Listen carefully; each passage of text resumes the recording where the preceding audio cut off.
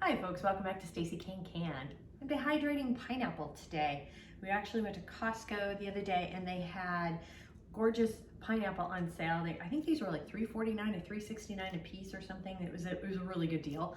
Or at least I think it is where I live in Oregon, where it's not super cheap. They were actually quite green when I bought them, and just a heads up, when you buy green pineapple, once they're picked, they don't ripen anymore, really. There are a few little tips and tricks that you can do. You can put them in a paper sack, you can put them in a clear plastic bag. I don't know what the difference between the two is. I just did a paper sack with mine. And then you can put in other self-ripening fruit like tomatoes or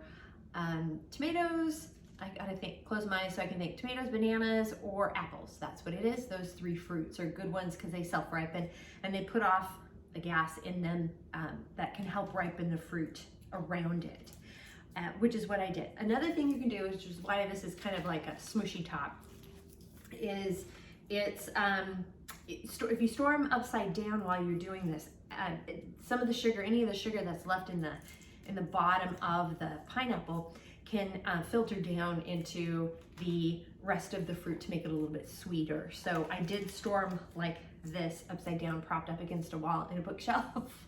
It was a little hard to do, so that's what I did, just to keep them propped up because they're very, very tippy, and threw in a banana and some tomatoes into the sack just to hopefully help ripen them. But I'm gonna do what I can do anyway because homemade dehydrated pineapple is to die for. I grew up with it. It is so good. There's no sugar. I'm not adding any sugar or anything to it. It's just, my aunt and uncle used to dehydrate pineapple regularly, on the regular, and they would just use cans. And so we'd have the pineapple rings. They'd buy them at the canned pineapple at cost supermarkets and such when they were on sale, and just dehydrate a whole bunch. So that's what I grew up with, and it's delicious, and I can't eat store-bought. They add sugar to it, they add other ingredients to it. It's just not good. They add preservatives, they add a variety of things. Plus, it's when I dehydrated these, they kind of turn an orange color. So that's how I know when I buy it at the store, if it's really yellow and looks like yellowy pineapple, it's not going to be good.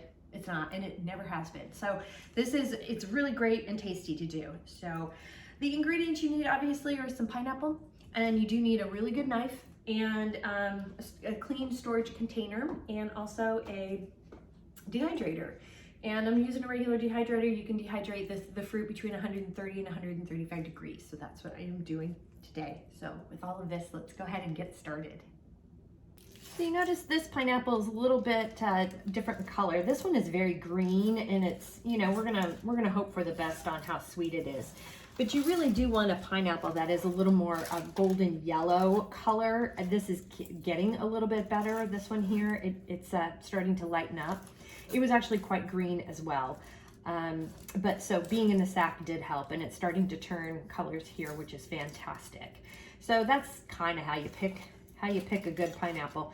But for now, what we're gonna do is we're just gonna cut it and prep it to put it into the dehydrator. So we're gonna cut the top off, separate the top, and that's a little bit of a bummer, so you can tell it's a little bruised in there, so I'll cut around those pieces. And cut off the bottom. Do a better job than that. Cut off the bottom. Oh, look at that. That looks a little better. And then set it up right. Now, besides the bruising here, there's the core right there. It's right in the middle.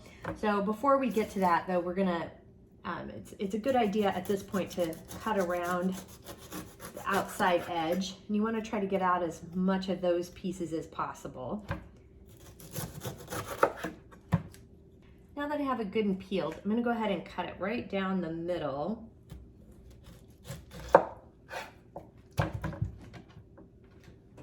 And if you'll notice, here's the core of it, but you'll also notice that down here is really yellow, and it's a lot more light yellow up the top. I think you can see here as well too. This is where all the good sugar is, so this is definitely, the golden color down here is gonna be a lot sweeter than up top, but we're still gonna work with what we have. And then you're also going to need to cut it in half one more time. And this is how we get out the core. You just lay it to the side like so, and just cut it at an angle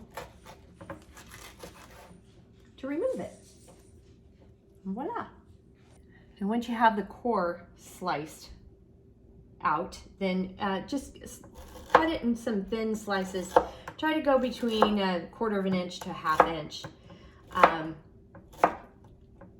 You want to make it as uniform as possible. When you're done with your slicing, go ahead and just place them kind of evenly on the tray. You don't want to overlap the food, but you do want to, and they do say to give it some space. I give a little bit of space, but not a ton, because they do shrink up really quickly when they're dehydrating. So as they shrink, then you have a lot more space in there. So I have a tendency to crowd a little more when I am dehydrating, but that is how I do it. And you just keep going until you fill up your trays. This is what I have left over from 2 pineapples that fit in these 4 trays. You'll notice I have a little silicone mat here. I like to use it. It just keeps things from sticking. You can also use wax paper or parchment paper for it if you'd like. And now that I have it in the dehydrator, we're just going to put the cover on.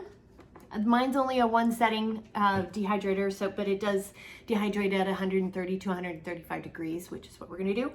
And I'm going to go ahead and turn it on, and then this will take about 12 to 16 hours. About halfway through, in about 6 to 8 hours, I'll go ahead and give them a flip. That'll help with the dehydration process. Now we're going to go ahead and check these. I flipped them after 6 hours and left them in there overnight. And we're going to check for kind of a sponginess to see if there's a sponginess in any of these.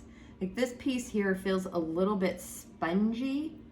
And so I'm going to leave it back in here. Whereas this piece is nice and dry. It's pliable. You can bend it, but it's not crispy. I mean, if you wanted to crisp it up, you could go longer, but it's not necessary. So that's what you want to look for. So I'm going to go through all of these and have a look-see. There's some bigger pieces here, like this one. It's still sticky on the back. That's going to need, I'm going to flip it and leave it. And this one here is still a little spongy, so I'm definitely going to leave that. This one needs a little bit of time too. So that's just kind of what you want to do. The pieces that aren't sticking, those are definitely good and done in most cases. Again, check for the sponginess. This is good as well.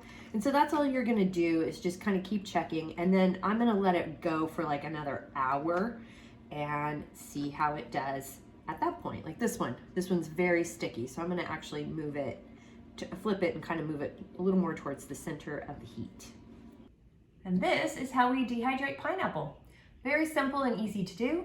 Overall, it took a total of 16 hours for me to get it done. It says 12 to 16 hours. It's pretty humid where I live. It's been raining as well, so it's going to take a little bit longer if it's a little more humid. So just keep that in mind in your planning. It is a good idea to flip them halfway through, which is what I did. I did it actually. So I turned it on around 4 o'clock yesterday and flipped everything around 10 o'clock, 6 hours in, because I needed to go to bed. So keep that in mind as you're dehydrating your pineapple. Keep in mind, watch for the squishiness, and if it's too sticky or wet and tacky feeling, that you definitely need to put them back into the dehydrator for a little bit longer. I had these in for, some I took out, and then others that were done around 12 to 14 hours. I took those out, and then I did add, had some needed the extra time. So you do kind of have to check it a little bit. And it's not a bad thing to do at night right before you go to bed. Check it in the morning, do a flip, and then see how much longer it needs for the rest of the next day. But it's easy to do. It does take time, but it's not active time. It's, you turn it on and go to sleep. So the recipe for all of this is below. Please like and subscribe while you're down there. That does help, and it's much appreciated. And if you have any questions, comments, suggestions, feedback, concerns, by all means, please reach out to me. I'm on Facebook at Stacey Can. You can at me on Instagram and TikTok at Stacey Can. My website is www.staceycancan.com, and my email is info@staceycancan.com. Thanks so much again for joining me today, and until next time, happy canning.